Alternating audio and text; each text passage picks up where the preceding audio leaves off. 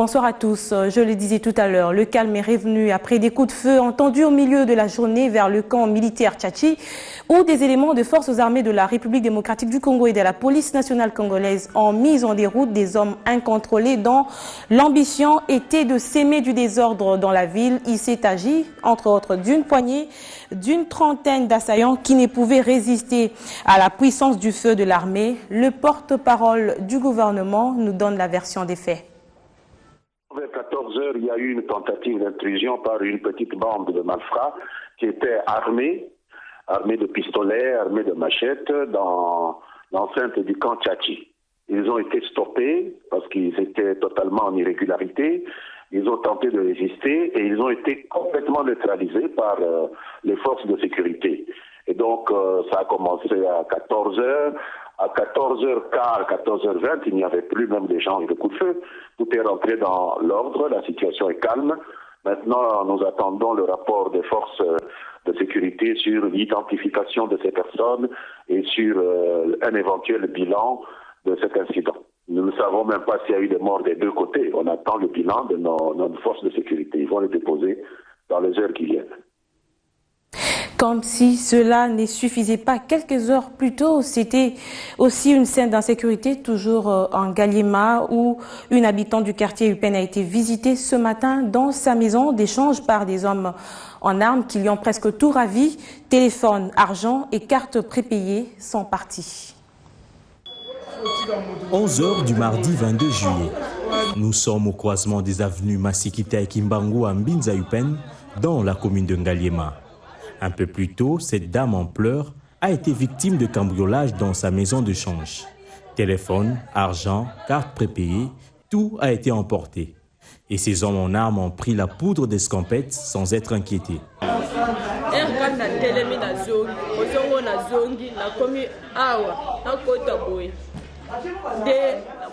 J'étais là lorsque 3 personnes sont entrées dans ces lieux. Ils m'ont braqué leurs armes et m'ont demandé de donner de l'argent. Ils ont tout pris, l'argent et mon sac, et ils sont partis. J'ai tenté de les suivre, ils continuaient à partir en tirant en l'air.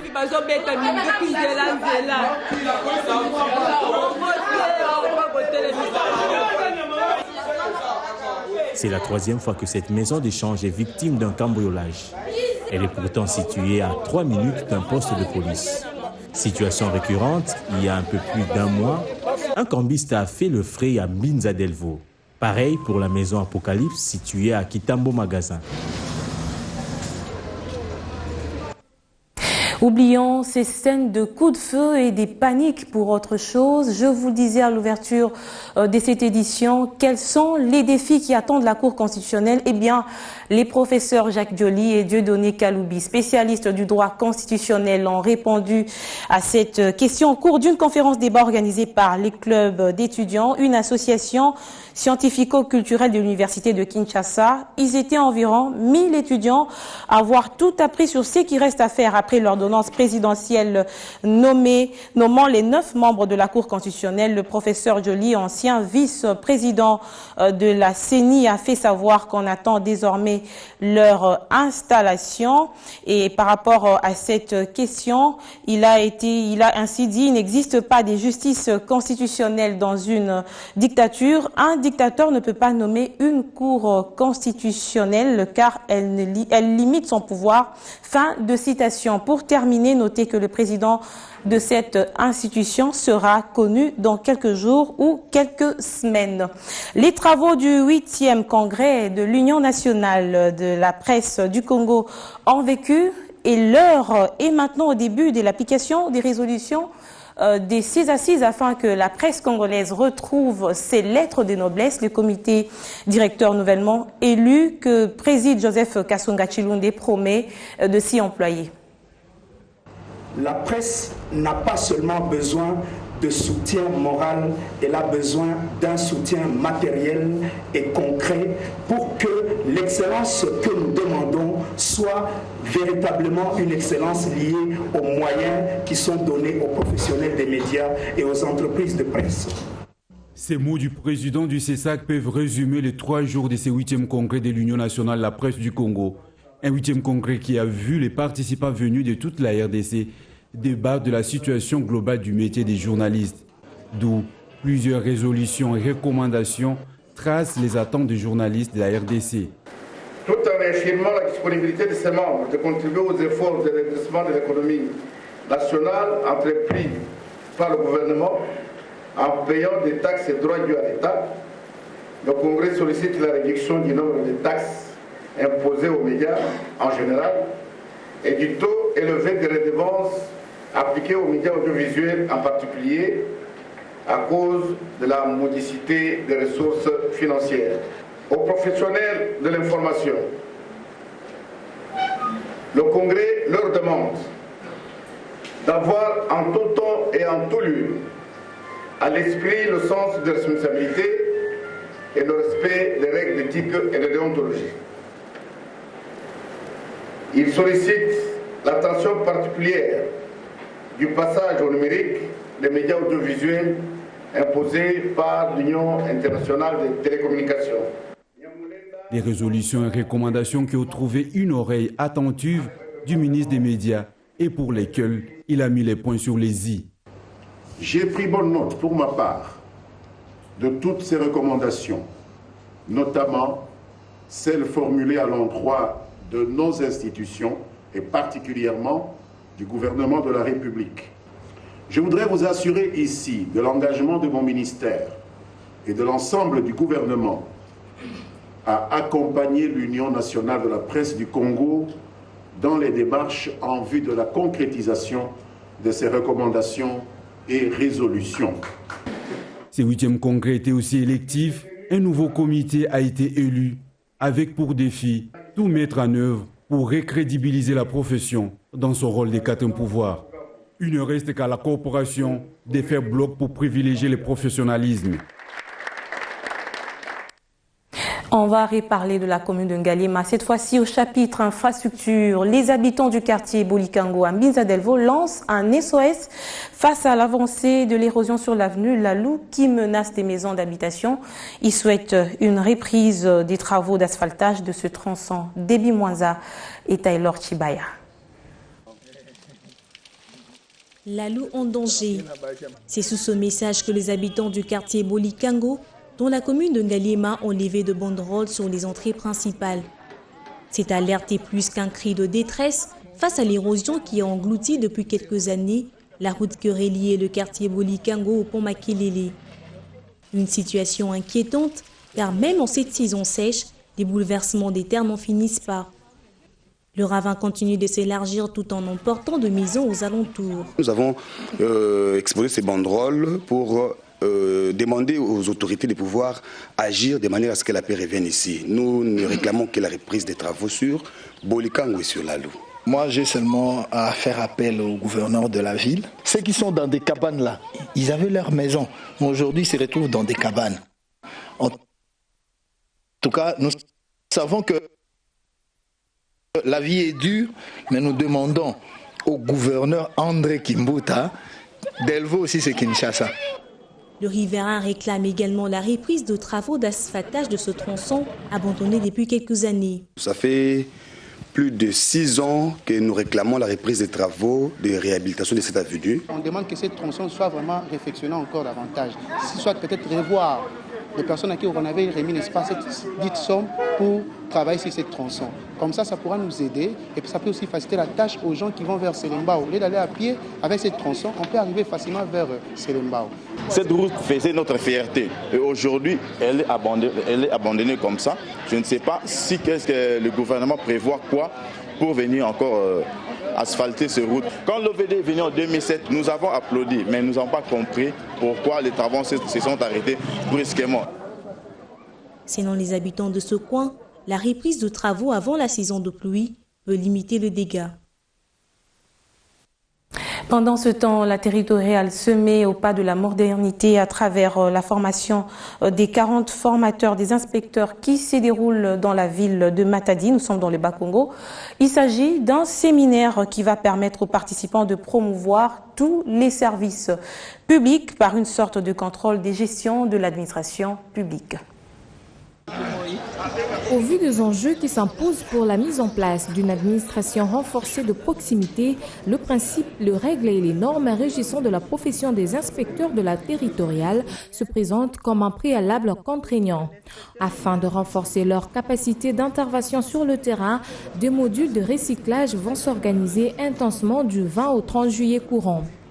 40 formateurs sont en formation à Matadi dans le Bas-Congo. Le changement escompté passe par l'appropriation de la culture de la redevabilité et de la bonne gouvernance en vue du développement à la base. Dans le contexte de la décentralisation, l'inspection générale de la territoriale va accompagner par la vulgarisation des textes juridiques pour la meilleure appropriation à la base de ce nouveau mode de gouvernance territoriale.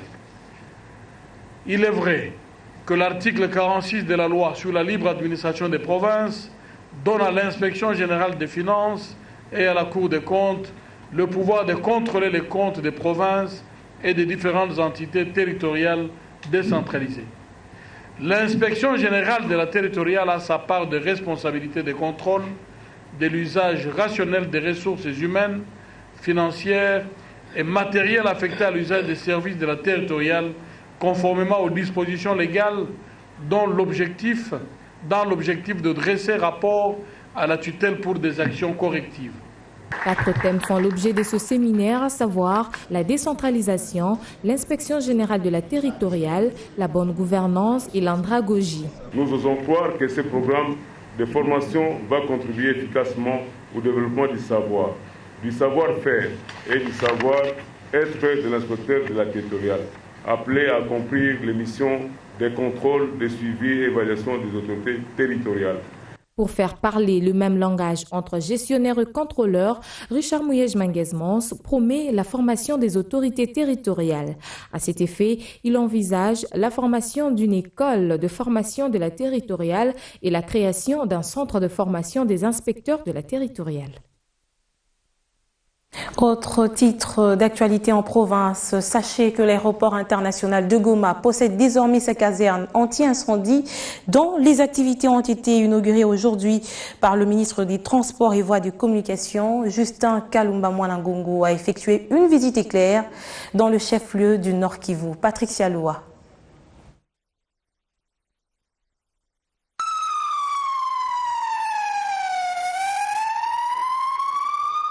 Longtemps inactive, la caserne anti-incendie de l'aéroport international de Goma est enfin opérationnelle grâce au partenariat RVA et la MONUSCO. La mise en activité de celle-ci vient au moment opportun à avoir son importance dans des installations aéroportières, a déclaré le vice-gouverneur Maître Feller Lutaïchiroua. La façon dont sont enregistrés les crashs affecte profondément et durablement des survivants et des communautés. Cette caserne anti-incendie constitue un pas important dans la promotion et la fiabilité de la navigation aérienne en République démocratique du Congo. Cette caserne est une véritable sécurité pour les compagnies exploitant cet aéroport de Goma, a déclaré le DG de la RVA. C'est grâce à la révolution de la modernité prônée par le Raïs Kabila Kabange que cet outil a été mis en marche, a déclaré à son tour le ministre des Transports et Voies de Communication, Justin Kalumba Mwanangongo. Vous vous rappellerez que nous avons, sous la houlette du chef de l'État, décrété Goma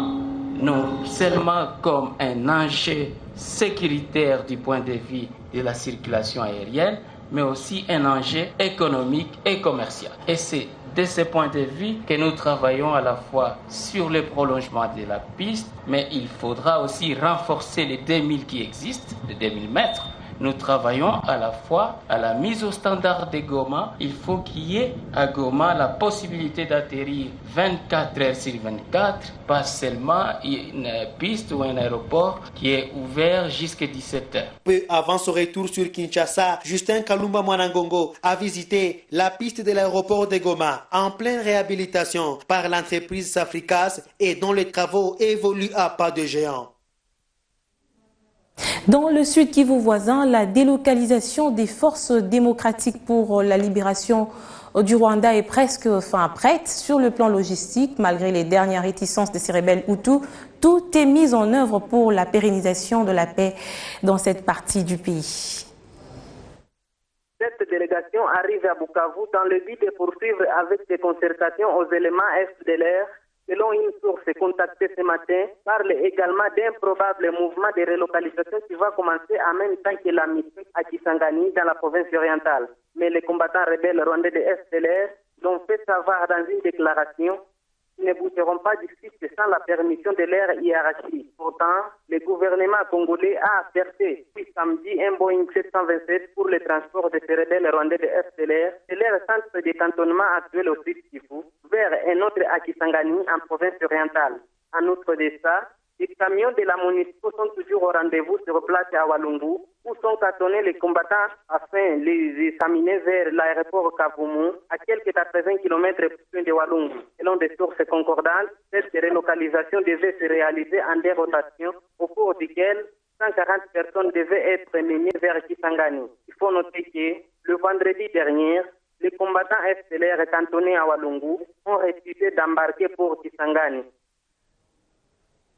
Je vous le disais à l'ouverture de cette grande édition du journal, la campagne de vaccination contre la rougeole et la poliomyélite pour les enfants des 0 à 10 ans démarre le 29 juillet prochain. Une campagne qui exige la mobilisation de recettes ou des fonds pour sa réalisation.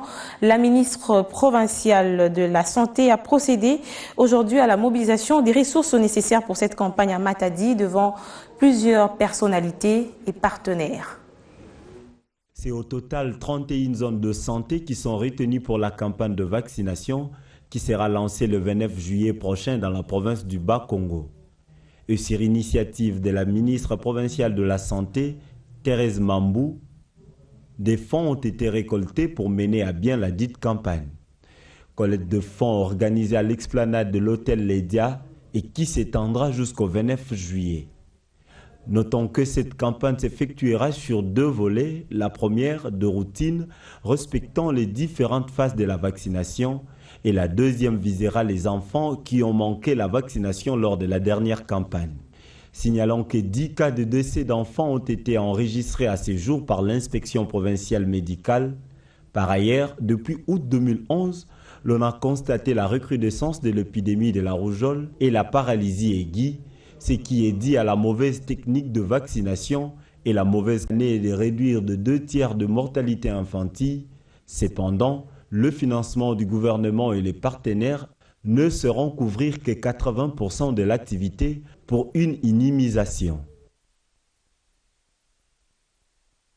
Vous le savez certainement, à cette campagne a toujours été associée la vitamine A qui comporte des éléments nutritifs importants. Alors, comment éviter la carence en vitamine A et quels sont les aliments nécessaires à consommer?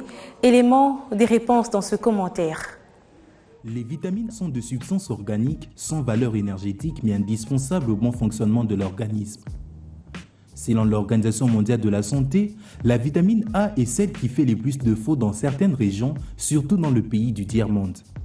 Issue de la reine végétale, on la retrouve dans les végétaux colorés, notamment dans la carotte, la tomate, l'abricot, la fraise et autres sous la forme d'une provitamine appelée bêta-carotène que notre organisme va transformer par la suite en vitamine A ou rétinol selon ce besoin.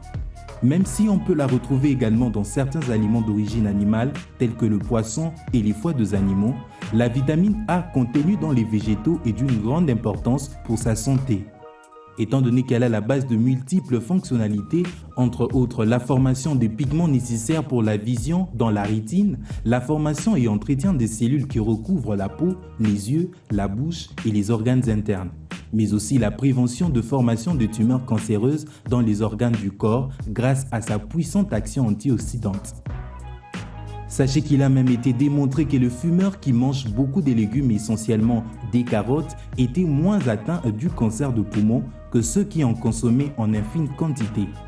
Allez-y comprendre que le corps n'étant pas en mesure de produire de par lui-même ces vitamines censées renforcer son système de défense, ait besoin d'un grand apport à travers notre alimentation. Découvrons d'autres nouvelles dans la presse internationale à travers les lignes. Afrique.com constate qu'au sommet de Brazzaville sur la Centrafrique, la Séléka est absente. Le sommet de Brazzaville sur la Centrafrique est dans l'impasse. Contre toute attente, les délégués de l'ex-rébellion Séléka ne se sont pas présentés ce mardi matin à la reprise du dialogue de Brazzaville pour l'avenir de la Centrafrique, entraînant une interruption des travaux des deux principaux ateliers des négociations. En l'absence de ce mouvement armé, les groupes de travail sur la cessation des hostilités et le désarmement des groupes armés ont été suspendus dès leur ouverture.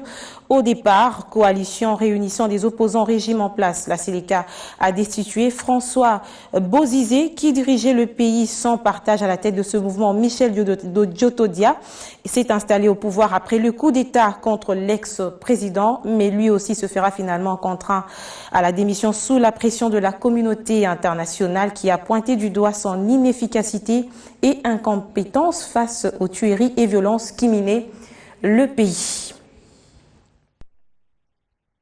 Et puis, l'Express évoque le crash du MH17 vu de la Russie entre conspiration et désinformation. Saviez-vous que l'avion de la Malaysia Airlines était déjà rempli de corps avant d'être abattu? Saviez-vous que pour d'obscures raisons, le 17 juillet, le MH17 a décidé de ne pas emprunter le cap habituel, que les aiguilleurs du ciel ont donné à l'avion des volets plus bas juste avant le crash, que l'avion avait été récemment réassuré ou encore que l'armée ukrainienne a un système de défense aérien dans la zone du crash, que cette catastrophe est en fait le résultat d'une erreur de l'armée ukrainienne qui a confondu le vol MH17 avec l'avion présidentiel de Vladimir Poutine. Ce que voient les Russes à la télévision est très différent de ce que l'on peut voir dans la majeure partie du monde, expliquent les bimensuels américains.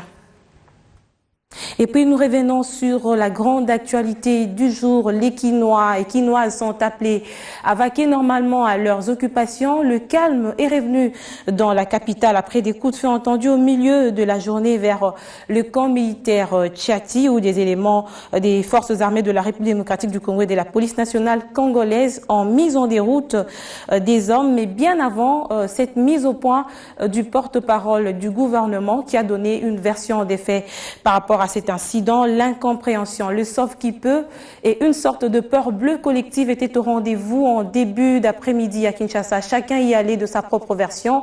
Pour tout dire, les activités ont été tellement perturbées que la sous-information les disputait à l'intoxication. Mais très vite, le calme est revenu dans la ville, comme je le disais tout à l'heure. C'est un constat des fils Matondo.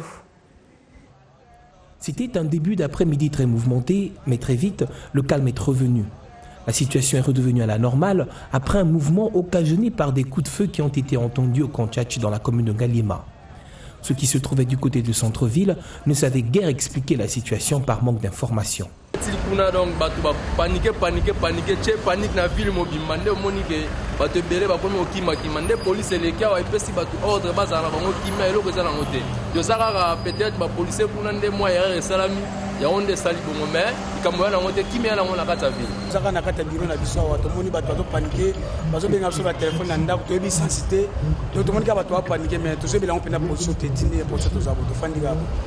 Situation qui a très vite conduit les responsables des boutiques, magasins et autres à la fermeture.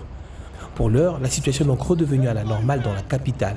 Chacun en début d'après-midi, après ce mouvement, cherchant un moyen de regagner son domicile en attendant d'en savoir un peu plus sur les motifs de ce mouvement. Fin de cette grande édition du journal. Merci de nous suivre à Kinshasa et partout dans le monde. Je vous retrouve demain pour une autre édition sur BioN Télévision.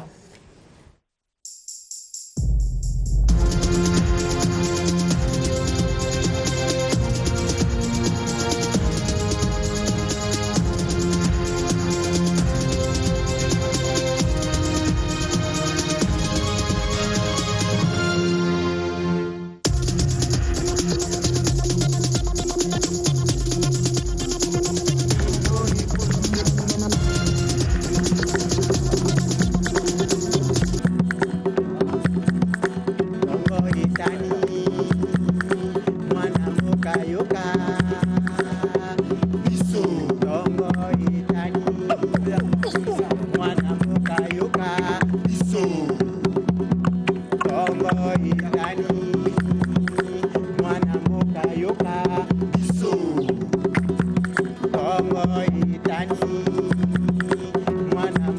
yoka